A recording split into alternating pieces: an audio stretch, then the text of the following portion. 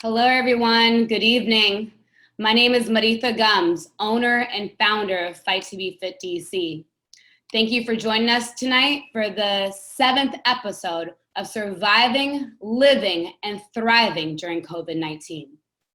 Tonight, we will be talking about the current political climate, the election, and what are some of the hot button topics that will be centerpieces for the 2020 presidential election. For those of you tuning in from outside of Washington, D.C., I have to tell you, I love D.C. I'm not from here, but I love how candidly and freely we talk about politics on a daily basis. Of course, somewhere around 98% of D.C. voters are registered Democrats, but that's besides the point. If we want change, we have to address politics. If we want our voices heard, we need to know the political world. If we care about our neighbors and loved ones, we need to be able to have discussions that offer that with others whose viewpoints may differ from our own. Right now, we are battling a new pandemic of COVID-19 that continues to evolve, and an ongoing racial pandemic that is now bursting at its seams. Additionally, while our borders remain closed, immigration remains a topic of controversy, especially in regards to our Mexican neighbors. The only benefit of COVID-19 appears to be some relief to our environment, but will we recognize these benefits and ignite change for the future? For tonight's show, I have invited two guests, Kevin B. Chavous, political strategist and Washington, D.C. based attorney, and Carrie Blackwood, labor and employment attorney and former candidate for Washington State Senate. Thank you for both being here today. I really appreciate it. Carrie, if you can go ahead and share your camera there. And then, let's see.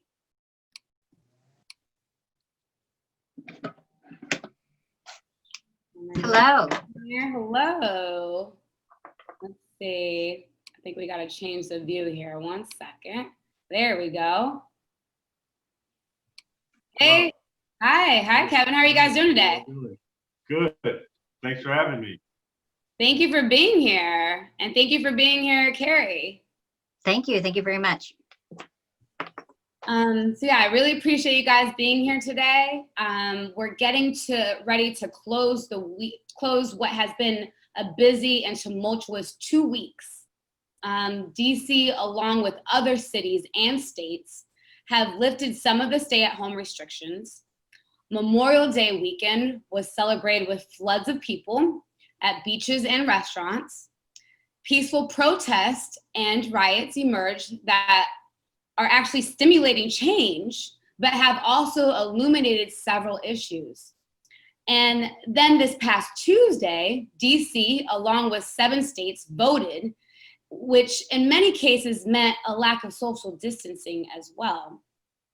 Basically, these last few months have been the cherry on top of a rough 4 years with number 45. We absolutely cannot do this again. You would think that Trump completely did himself in, but I don't want us to make the same mistake we made 4 years ago.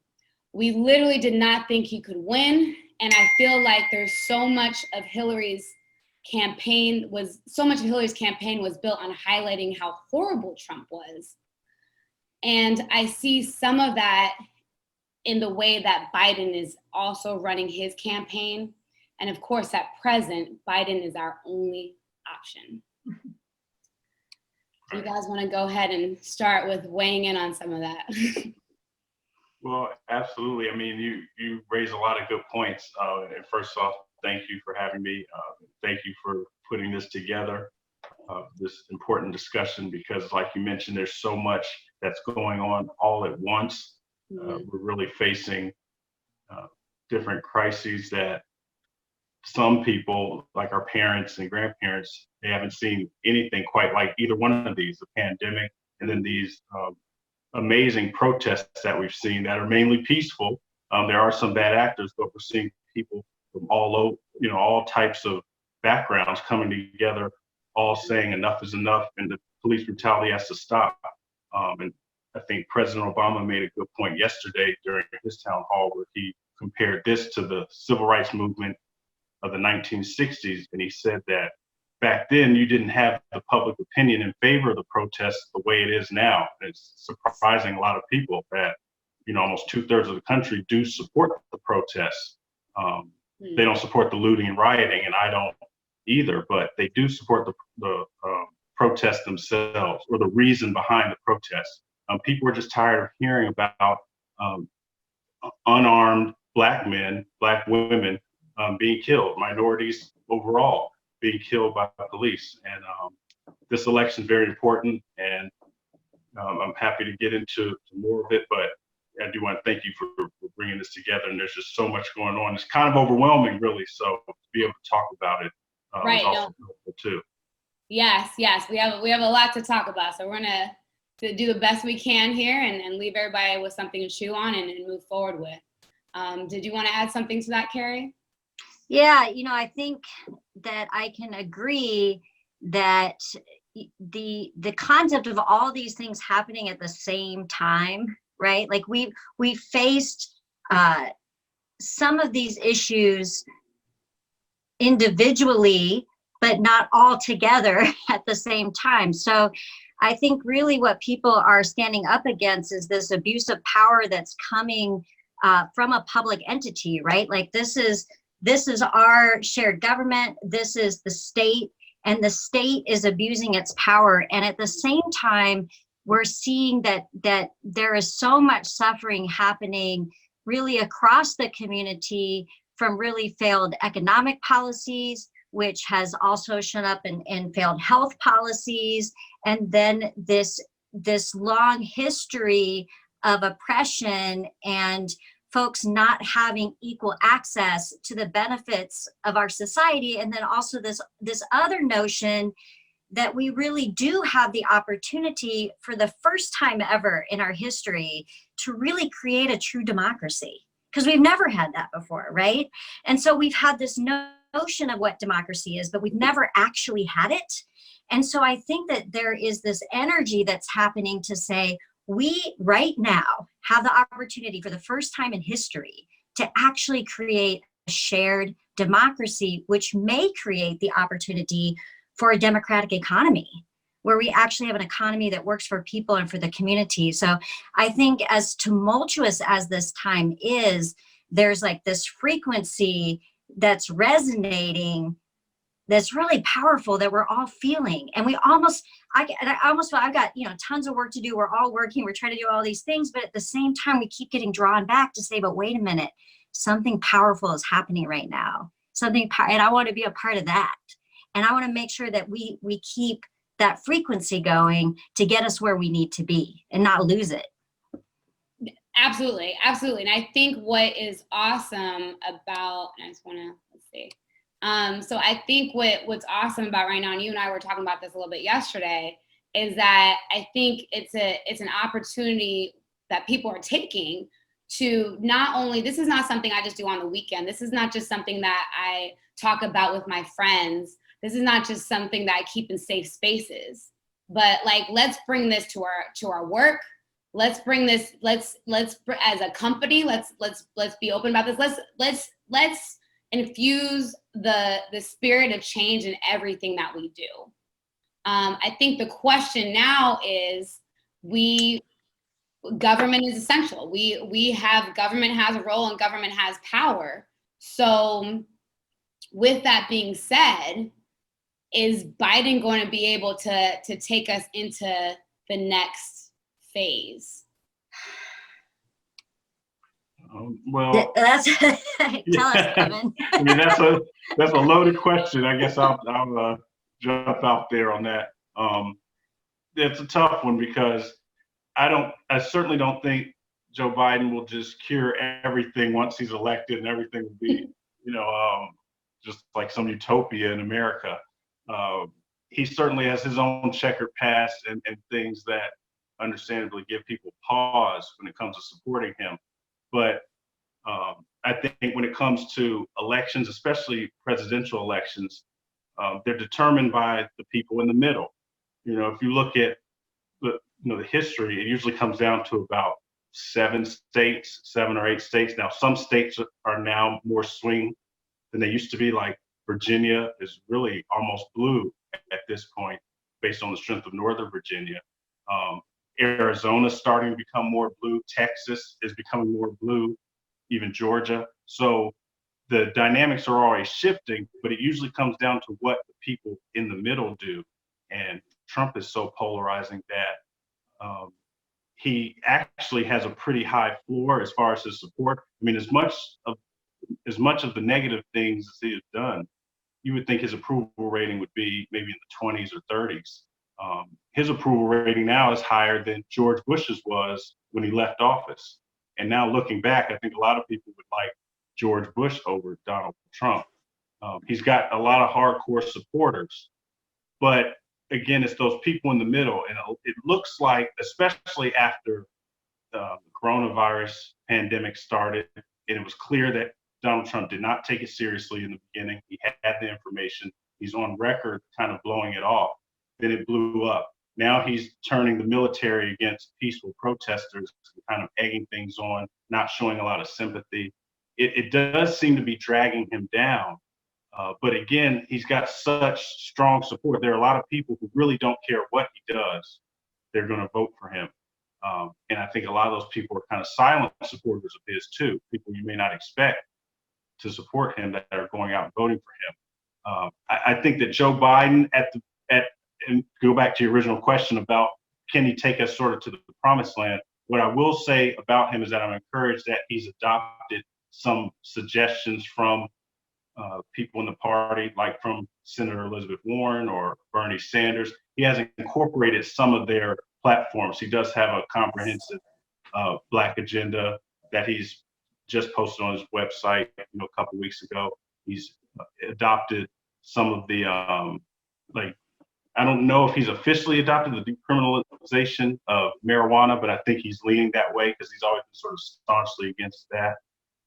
It seems like he's coming around on certain things that are important to Democrats, and that will be important because we have to get people to come out and vote. So I think in order for him to be the savior, he's got to win this election. I think that's what he's focused on now, and there's still a long way to go, so we don't know what will happen. But President Trump is certainly giving a lot of ammunition to Joe Biden with some of the self-inflicted mistakes or self-inflicted wounds that he just continues to make. It just every day there's something new. So we'll just see what happens as we move forward. Right, and that brings us into, how do we get? The thing is unfortunately we have, and this is incredibly unfortunate. So whoever's listening, please vote. Just vote. Please vote. We cannot stress that more. And, just because you're not crazy about Biden, that is not an excuse to not vote. And so I guess the question is can we, the question is that can we have who are we looking at for VPs? Will he be announcing that soon? And can his VP be a catalyst to getting voters excited to come out and vote? Just a couple thoughts on it. I think one of the things that's interesting to me is one of the person that seems least excited about Biden running is Joe Biden. And I think that that's one of the challenges that we have here is that he doesn't even bring the presence of him wanting to be there, to wanting to be president, wanting to lead the country, feeling the energy that we're all feeling that frequency. And so the challenge that I think we have is, Hillary brought that passion, Hillary brought the drive, and she brought an incredible amount of experience and intelligence and eloquence to running for president. And then we have Biden, who is a less qualified, I think, incredibly less eloquent, and less passionate. And so I'm not sure what is going to drive the voter out right now. You know, we're challenged by this, and can you get a vice president that can bring that kind of energy? Well, the challenge is we had these vice presidents for the most part in the presidential candidacy, and they didn't build this energy. So I'm unsure if we're going to get that. And so I think the question is, are we going to get people out voting who I think did vote for Obama, people who had been historically disenfranchised? I think since the Obama vote, we've seen the access to voting actually decrease, right? We know that there's all sorts of challenges for disenfranchised folks to even get access to voting. So I'm really concerned that we don't have the energy we need. We don't have the structure in place to get access to voting. And then we have a candidate whose really best chance to get elected is to stay really quiet until election and not say anything that's going to screw anything up, which means we don't get to connect with him. Yeah, that's true. And especially with the pandemic, people can't really campaign the way they used to. Biden is they say one of his best traits is, I guess, face to face, or sort of meeting people, shaking hands, connecting that way. He can't do that. President Trump too is hurt because he likes to do those huge rallies, and those have been put on hold. So we have not been able to connect the way we normally would expect to with the person running for president, and that is interesting. No one knows if that will hurt Biden more or if it will hurt Trump more. There's so many variables at play that make it that just leave everything up in the air on that. And voter turnout. Will certain people who normally vote not come to the polls because of the pandemic, or there's a second surge that hits in the fall? I mean, that some scientists are still saying that could happen, even though there seem to be more saying they think it may not be as bad as we thought maybe 2 months ago. But there are a lot of variables at play.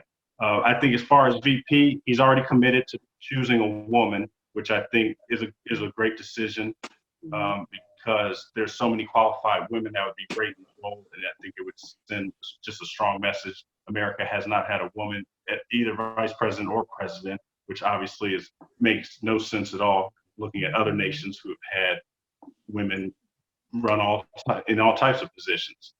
So there are a lot of names that are on the list, but it seems to be narrowed down to, Kamala Harris or Stacey Abrams, Elizabeth Warren, Val Demings, who's a police chief in Florida. I think he's looking for someone who's probably younger than him, who can help him on social media in terms of sort of the slick advertisements and really persistent and aggressive messages on social media that can attack Donald Trump, so he doesn't always have to be on the attack. Because I do think Joe Biden, we saw him in the debates. I mean, he is not what he used to be. He does slip up sometimes and make some gaffes. And I think they're looking for a vice president who can sort of be surgical in attacking the GOP and President Trump. But I think where there's not a lot of enthusiasm for Biden, and that is worrying, there's very strong enthusiasm for voting against Donald Trump, especially among older voters, it appears. So I think that right now, as long as things keep unfolding the way they are, I don't think Donald Trump is winning over anybody new. And it's risky because it's almost like we have to hope that people are so animated about getting Trump out that they vote, or it could be like 2016. I mean, it's going to be close either way, just because I think things are so polarized now. Most people have made up their minds. But I just don't see right now how anybody, and of course I'm biased because I would never vote for Donald Trump. I think it's unbelievable that he even got this far, given what we know about him. But I don't see how at this point anyone who just loves everything about him could support him. If you're really in the middle, why would you pick Donald Trump? Of course, there will be people that do, but I do think Biden has a lead, but a lot can happen, and we still he can't just give off the impression that it's owed to him, or we should just like fall in line, even though a lot of us may feel that way because we're so disgusted with what's going on now. He does need to put forth policies. He does need to recruit people to vote for him and give us a good reason to vote for him. And a strong VP would help with that, help get that message out there, I think. And there are a lot of great candidates in the mix. No, absolutely. And I'm also, of course, we're going to be voting for Congress as well. But, we had a great Congress that was voted for previously, and we still see how much power that Trump has nonetheless. But can we talk a little bit about the election for Congress as well? Yeah. I'm happy to go there, and it's probably more in Kevin's wheelhouse, but I think I want to, if we can jump back just a little bit, because I think one of the challenges that we have is, that there is a group of folks out there who do not have lost faith and trust in the Democrats, right? Like, the Democrats have not moved us where we need to be on the environment. We've got Biden with environmental policies that are going to kill all of us, right? They're not where we need to be. We haven't gotten where we needed to be in healthcare. We have Democrats in our own state who voted against comprehensive reproductive rights education in our schools. So we have the issue of incumbency, which continues to keep the Democratic Party less inclusive than it needs to be. And I think all of these challenges leave activists that are sitting on the edge saying, oh, and of course, immigration policy, right? We're not where we need to be on that. We continue to see the suffering of brown and Black people. And I think this happened under the Democrats too. The Democrats brought us NAFTA and Don't Ask, Don't Tell.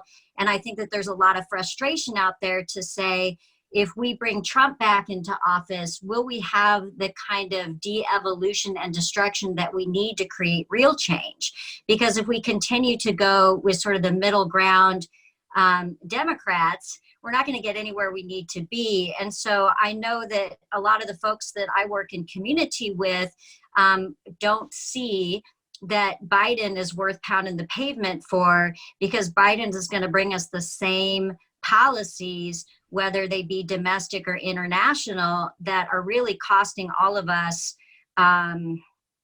so much, right? Yeah. I certainly think that's the vibe, sort of in the grassroots community, definitely in DC. I hear that, and from contacts around the country about Joe Biden, and people feeling like it'll just be sort of the same old middle of the road policies as you described them, which is accurate. I think the thing that I think for Democrats, from my perspective as someone who's worked on several campaigns and more of the sort of strategy side of things, I think for Joe Biden, the message has to be, that he's willing to change. He's willing to come to the middle. I think he does have, or go more to the left, to adopt some ideas that are becoming more popular. He's not someone who is an ideologue in the sense that he sort of, it has to be this way, or it has to, the policies have to fit us into a certain box. It does seem like in the last 15 years or so, maybe since he's been Obama's president or vice president, that he's been willing to accept more things. And at least in the last month, he's been willing to accept some of the proposals that you would think he would never be willing to accept several years ago. Now, will he actually follow through with that? That's another question.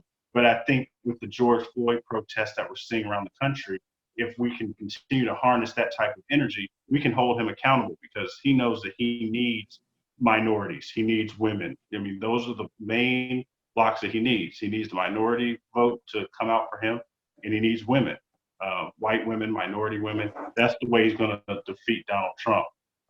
And those groups are really the powerhouse of the Democratic Party, or the more left-leaning political group in America. So he has to come to us in that way. He can't just think that people are just going to be just willing to overlook anything he does or anything he has done or hasn't done in the past just because it's Donald Trump. I think it really helps him that he's running against someone like Donald Trump, who continues to make critical errors. But we need to see that he's committed to at least several major policy proposals. And I think Elizabeth Warren did a great job of talking about her wealth tax and saying, oh, it'll be an extra $1 for every million or whatever it was. I forget now. But she would characterize her wealth tax in a way that people could understand, I think, and associate with her. Like, what is Biden's signature policy proposal? I can't tell you. What is the thing that he certainly will do? It's not the Green New Deal. Maybe it should be around criminal justice or something. But I do think as we get closer to the election, he needs to pick 2 or 3 major, revolutionary ideas to talk about and to make sort of critical to his platform. Everybody knew what Bernie wanted to do. Everybody knew what Elizabeth Warren was about. Whereas with Biden, it's more like, oh, I'm just not Trump, so vote for me. And that, I don't know if that alone will be enough. Yeah, no, I mean, I agree. Whereas there's several things that need to be addressed at this point, including, what you alluded to. I'm like, with the protests going on, and this being, and this, and this is what we're protesting is nothing new. It's something that's been ongoing. And, is he going to speak out about that and influence legislation on local levels for protections from the abuses of police power? Right. I think that's going to be huge. Is he going to do that? Because this is something that I really don't feel like has changed for years upon years, and it's been the same. That accountability is not there. It'll be really interesting because, there's so much going on right now. And I think when I think about that, AOC's biggest obstacle to getting elected was the Democrats and organized labor, right? And it's because it's talking about bringing in reform. We're talking about, issues of the Green New Deal, which talk about how are we going to get access to justice? How are we going to deal with the basic income? What are we going to do with, ending fossil fuels? How are we going to get access to public health care, education for every person? And this is what our community is crying for, right? But these are not the things that we see Biden coming out in front of. And in fact, he spent a lot of his career as part of the establishment that, created where we are right now. And so I cannot imagine a situation where Biden's going to come out and challenge police unions and talk about community oversight and talk about how we're going to do things differently, and whether or not, currently in Minnesota, right, they're talking about dismantling the police force there because they believe that they can't be reformed. And those are the kinds of communications that I don't see Biden coming out in front of, because his stronghold has always been, and I'm just going to say it, the white working middle class, which oftentimes has been, funded by organized labor. And his ability to challenge the police union, I think, is going to be really limited. At the same time, that's the conversation that needs to be had, is are we ready to talk about, who we are as organized labor, who we are as the Democratic Party, and who do we want to be? So, okay, so you bring up a good point. So, and in that case, is there a VP that will? Not that I've seen come forward yet. Yeah. Yeah. I don't think there's a VP that would make people who are worried about Biden's being more of a conservative Democrat. I don't think there's one that would just erase those concerns completely. I think Elizabeth Warren may help with that, but he has said that he wanted to pick someone younger, or that, at least in a generation. I think he said like not in his generation or something. So that would take Elizabeth Warren out of contention. But I don't think that I think we can't assume that people will be so excited about a VP selection. I mean, a lot of the people who have concerns with Biden voted for Obama, and he chose Biden as a VP. The VP that selection didn't scare them off, or maybe, not a lot of people at least. I don't know if people will be so fired up by a VP. You don't go to vote because a certain person is vice president. You really go to vote for the person at the top of the ticket, the president. And so I don't think we can really count on a VP to come in and just save Biden or turn him into something he's not. I think we kind of know what he is. Unfortunately, he's the one who has made it this far. He was not my top choice. Marita, I told you, he's probably number 5 or 6 for me when the debates first started. But I think that the more we see the unrest we're seeing, the more that we see innocent protesters continue to get shot or continue to get just treated like they're not human or they don't have the same rights, it just puts more of a spotlight on the president we have now. And usually elections are referendums on the incumbent. People will vote for the other person or the challenger as to make a statement to the incumbent. You see it on the local level, you see it at the national level. I think one of the things that helped Obama a lot was we were coming off of 8 years of George W. Bush and the war in Iraq. And then we found out Iraq didn't have the weapons he said they had. And people were upset. Then a recession was starting to form, or there were signs that a recession was coming, the economy was weak. That helped get Obama into office because people were sending a message to the Republicans. I think we're at a position now where people are just tired of the way the Senate has acted, the way they've sort of protected him on the impeachment trial. There were no witnesses. It just seems like they're complicit in protecting him. Now we're seeing people starting to break from the ranks a little bit on the military side. General Mattis, his former Secretary of Defense, and the current Secretary of Defense, both coming out and basically saying they don't agree with his decision to remove those protesters and go to that church. And they didn't know he was going to do all of that. So that's not good. I mean, things are a lot different for him politically now than they were even 5 days ago for President Trump. I mean, when you've got people like that, senators coming out, several Republican senators saying that they don't agree with him. So there's so much going on. We haven't seen these many major events happening so close to an election in decades, I don't think. Definitely not in my lifetime. So it's hard for me to say I know for sure how it'll play. I mean, I don't know how it'll play out. I don't think anyone knows for sure. And it really is, it's an amazing time. But we just have to, I think the best thing we can do is continue to encourage people to, turn on the TV when the candidates are talking, or at least try to do their own research and vote, request their, ballots early, because there are problems with people receiving their ballots and getting them too late. I mean, I've heard people in DC getting their ballots today. Election day was on Tuesday. People were just receiving absentee ballots. Will they be able to work those kinks out in time for the election? Probably not in all the states. I'm sure there will be issues. I'm sure there will be claims of voter fraud or just incompetence by the boards of elections. So it really is, there's a lot at stake and a lot of different ways this can go.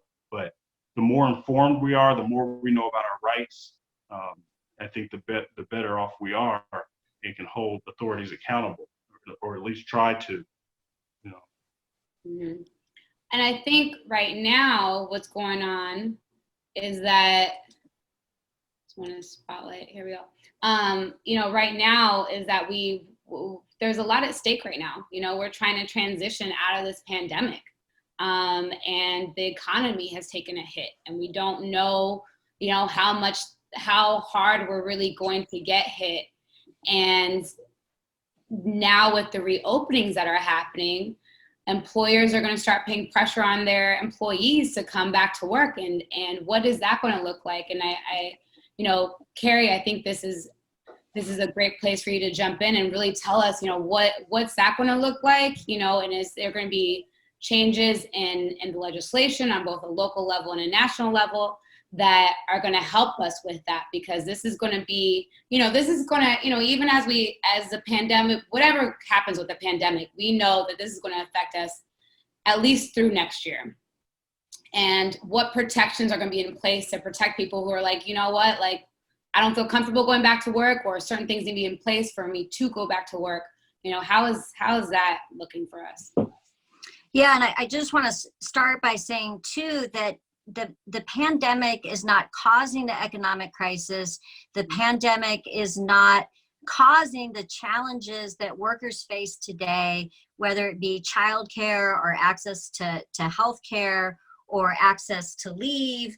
But what the pandemic is doing is it's highlighting that these issues are here, mm-hmm. and making it a crisis because we didn't have the economic and social policies in place that were sustaining us. And this is just highlighting that is the case. But I think that each state is a little different in how they have been addressing, protections for workers out there. We have the federal law that came out, the CARES Act, which did provide some protections and provisions for some workers, and included the access to folks who may be immune compromised or advised to self-quarantine, to have some protections for them to stay home for a couple weeks with sick leave, and to have access to enhanced unemployment benefits if they needed it. Other states also have other leave protections that are in place that we can go into more detail on. For example, in Washington State, we implemented this year an insurance program. It's paid family and medical leave, so you get up to 12 weeks of paid leave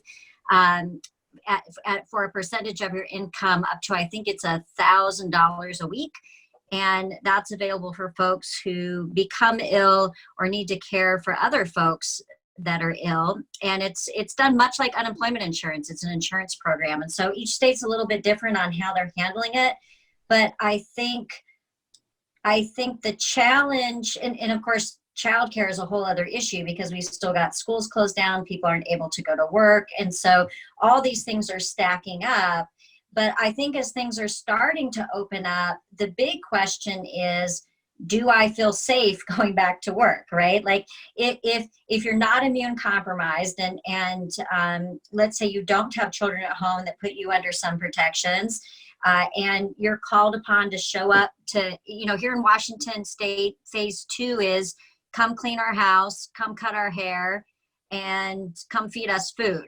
That's sort of phase 2. Mm-hmm. Phase 1 was, build our homes and stay in the fields, right? So phase 2 is this concept of, some things that folks are going to have to go to work for. And the problem is if the work is available and you are otherwise available for work because you're not quarantined, you can be denied access to unemployment insurance. You can be denied benefits. And so you're going to have to choose between going to work and your safety. And we've seen what that results in here in Washington State, in Yakima, where we have farm workers in the fields under conditions that are not safe. We've seen the highest rate or increasing rate of COVID cases on the West Coast for a city of that size. And we just lost a farm worker 2 days ago that was on strike, trying to strike against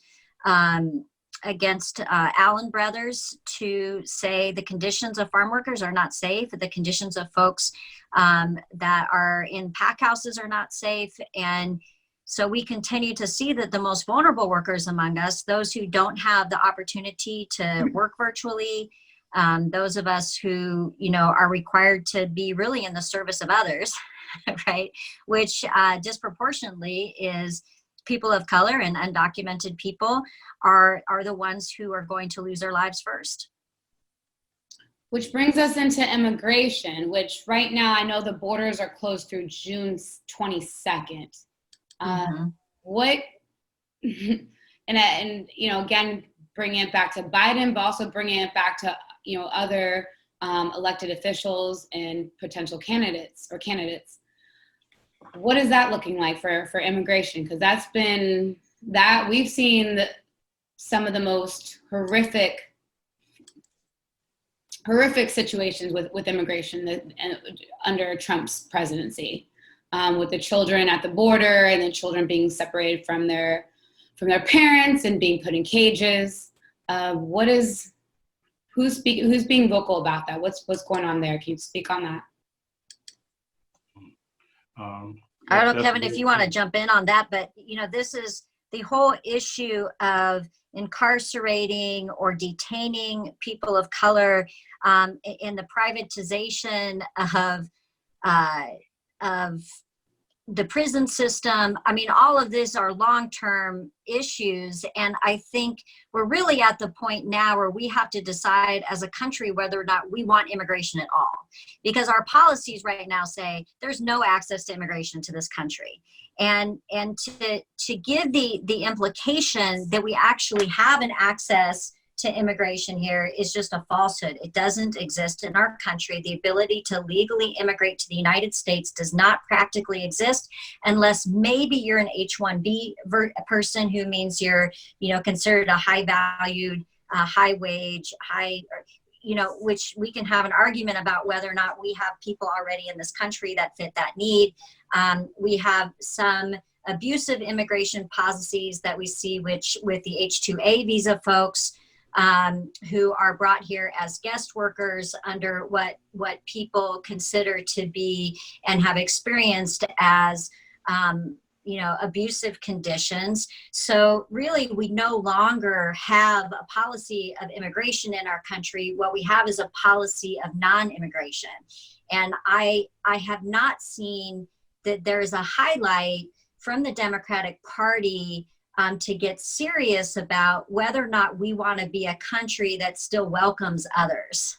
And I think that's the conversation that fundamentally needs to happen, is to say, do we want to continue to be the place where we welcome everyone? Or if we're not going to welcome everyone, what is that going to, who are we going to exclude, and how is who we want to be as a country going to help us really define what the purpose of exclusion is? I don't know. This is the question, right? Is the right to migrate a human right, is fundamentally the question. My answer to that is absolutely. But I don't know if this is a shared belief that I share anymore with the people that I'm in community with. But I hope that at some point we have a president and we have leaders in our community that think of migration as a human right, and that our country is the leader on what really needs to be an evolution in our humanity in many ways. Yeah, that's true. And I think when you look at the way the political climate is now, in large part to Donald Trump, but he really just inflamed the tensions that were already there, and just highlighted issues that have been there. He's the symptom really of the problem. But I do think you see that there are a lot of people who aren't really in favor of even legal immigration. I think he sort of ripped the Band-Aid off and showed that there are a lot of people who do think we need to be very restrictive, and we're cheering him on when he was talking about building a wall, though that wouldn't stop immigration. But he did sort of tap into that energy. But to me, if America ever really limited that or curtailed immigration, we wouldn't be America then, because that's what makes America so strong and has in the past, that we are sort of the ultimate melting pot, as we've heard, for years about America. But it's true, and that's the source of our strength. And I think that for some reason, the current administration just doesn't see it that way. Well, we'll say when you talk about the, Marita brought up the babies in cages. I mean, that was actually a policy that the Obama administration started. Now, they didn't use it the same way, but the law on the books as written that's been exploited by the Trump officials was written and put there by Obama. And that definitely would have to be a part of any immigration platform. I think Joe Biden has said he would support sort of eliminating that section that allows them to criminalize crossing the border, which is how they can take the children from the parents.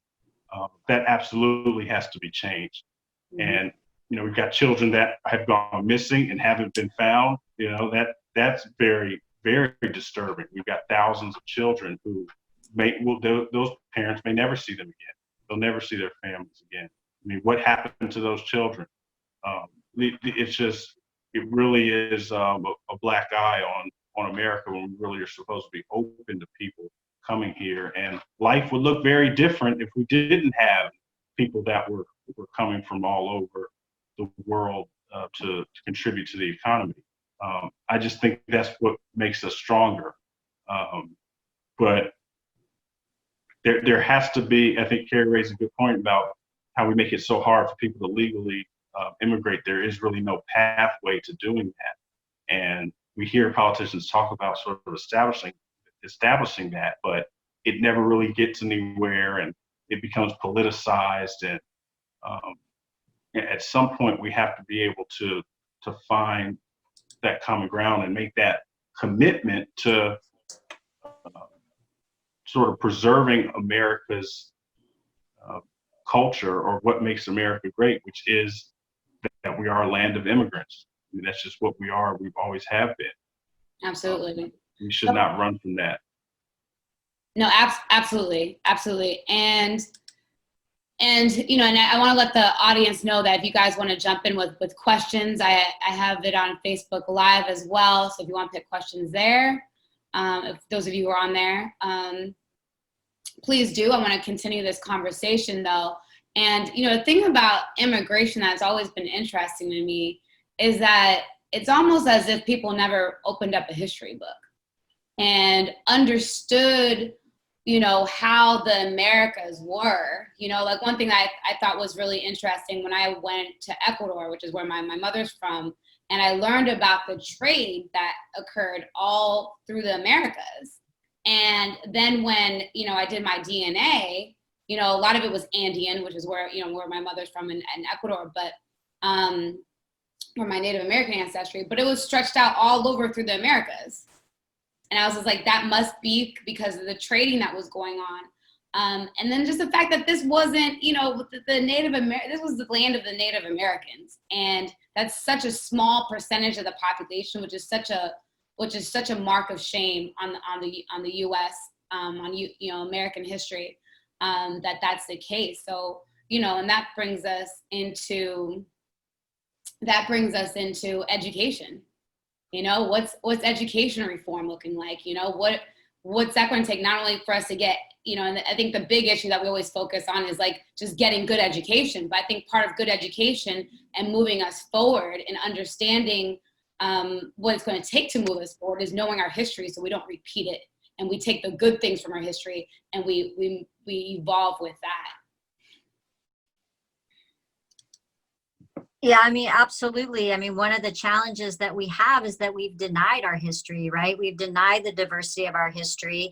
And, you know, one of the biggest movements that happened for Chicano people was this idea that we needed to take back, right? We need to take back our history and our education so that we can understand what's occurring. And what we do know is, you know, the North American Free Trade Agreements and these global trade agreements have resulted in devastating the economies of Central South America and Mexico.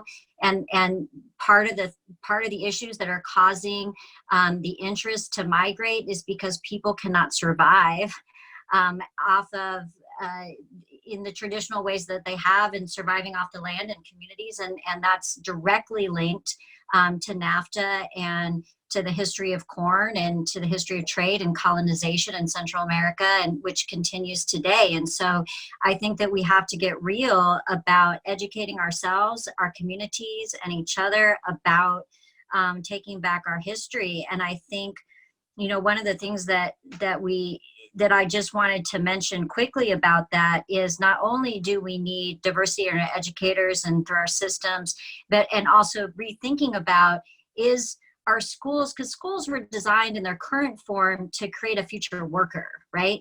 Not to create a future thinker. And I think that we're in a time now where we're saying, does education bring us and call us to our higher selves? Does it educate us about who we have been and where are we going to be? Or does it only teach us to be in a cubicle, right? And I think that all of us are pushing back on that now and saying, you know, we want something more through education. We want to be educated about how to be better human beings, about how to be better people, about how to care for each other, not about how to make a profit, right? And so education reform, I think, starts with that premise about what is the purpose of education and how does it make our community stronger? And then the only last thing I wanted to say really quickly is, you know, when we talk about the melting pot, and one of the things I shared yesterday is my favorite analogy is that we are stained glass, right? And I shared this with you, and that, you know, I think about like myself as being American Southwest stained glass, like broken in 1,000 pieces in a million colors, but, you know, cracked together and like welded together. And in that we are beautiful, right? And so if we don't understand labor history, which was built, you know, from people of color in this community and women, and we only have that white male hard hat myth about what the history of labor is, and we don't understand that we have always been here, that we are not new to this country, right? That this belongs to us and that we have equal ownership. Like until we own that and we drive that, not until, but now that we do, like we take ownership of it. And that's part of taking back our educational systems as well, about what do we want to teach and who do we want to be through our education. Mm-hmm. Kevin, did you want to add to that? Well, I wanted to say that I think Carrie is right on the money there. We have to first be honest with ourselves about our history and accept that and move forward with that. And education is a big part, because so much of what students learn, depending on where they are in the country, it differs, and the quality of the education too often is tied to the neighborhood where children live. And it is something that has to be talked about, and we have to continue to put pressure on our elected leaders to advocate for policies that will help rectify some of those injustices and inequalities. I think the first step is supporting those candidates we think in November that are more closely aligned with those ideals. We have a chance to flip the Senate in November. That's something that's very serious, regardless of what happens with the White House, because the current Senate, in a lot of ways, has perpetuated and has promoted a lot of policies that we don't like, us as liberals. We've got to take the gavel out of Mitch McConnell's hand, essentially, as majority leader. And it looks like we have a chance to do that. That's key. And those are things we're going to have to continue to talk about. And I just think we have to continue to push our neighbors to be engaged, be active, regardless of what's going on. We still can't forget that election's coming up, and it is critical that people are engaged. Mm-hmm. No, absolutely, and so there is a question here. So towards the beginning of this conversation, Carrie said that with the current protests, the U.S. may now be moving towards real democracy, but can capitalism, which is a system of exploitation, ever accommodate democracy, which is premised upon equality, one person, one vote? I guess, should I hit on that a little bit because it was my comment, or no? Sure. No, go for it. Yeah, so I mean, one of the most heartbreaking things that I heard during the campaign is when Warren said how much she loved her capitalism, right? I just love me some capitalism. She just wants it regulated. I think, unfortunately, the system of capitalism is inherently for the benefit of the few at the expense of the many. And as scary as that sounds, we can create a community-based, a democracy-based economy that we can thrive in, that has some of the components that I think Americans like about capitalism. The idea that we should, have benefit from our labor and be able to thrive through our ingenuity, while at the same time have a democratic economy that's really geared towards working for all of us and not having profit off of illness, a profit-based healthcare system, having our natural resources be seen as resources to be profited off of. And there's, for example, there's no reason to have a fossil fuel economy except because of the capitalist model. So I think that we are as afraid as people are to say that they're not capitalist, or I am a capitalist, and does that make me a socialist or whatever? I think what we're talking about is having an economy that actually serves each citizen equally, right? And that is here to serve the needs of us as human beings first, which also means service of our planet. Right, which brings us, we just have a couple more minutes here, but yes, the other thing is, we touched on a little bit, is the environment. I'm like, none of these issues are really going to matter if we don't have a safe world to live on. And I really hope that that this is going to be put at the forefront. It has to. Like, it's been pushed off way too long. It has to be put at the forefront. There's really no way around that. Like, it absolutely has to be a priority for us. Yeah, absolutely. And yeah, I think we have to adopt some form of Green New Deal. We have to, I think, rejoin the Paris Accord that, sort of everyone in the world was a part of that, or at least a lot of the major economies sort of had an agreement to limit their carbon emissions. We pulled out of that. But there are little steps we need to do to change the culture when it comes to the environment. And I think that would go a long way.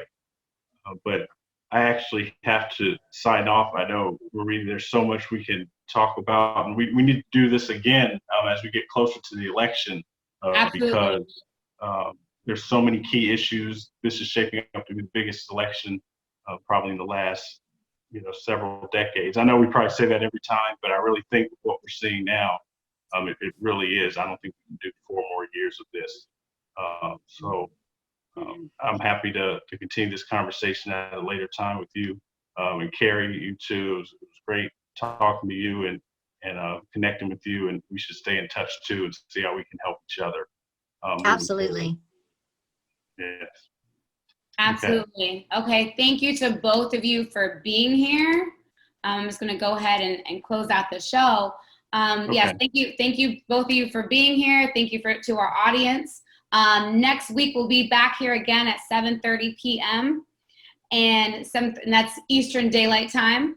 And we will be talking about COVID-19 specifically, and what's in our future with this COVID-19. What's going on with it? What have we learned about it? And how do we protect ourselves, and what's kind of out there, what's really going on. We just want to know what's going on. There's been a lot of misinformation out there. So please tune in. You can also watch past episodes on my website at fighttobefitdc.com, which is also where you can register for next week's episode. So again, have a great night. Thank you for being here.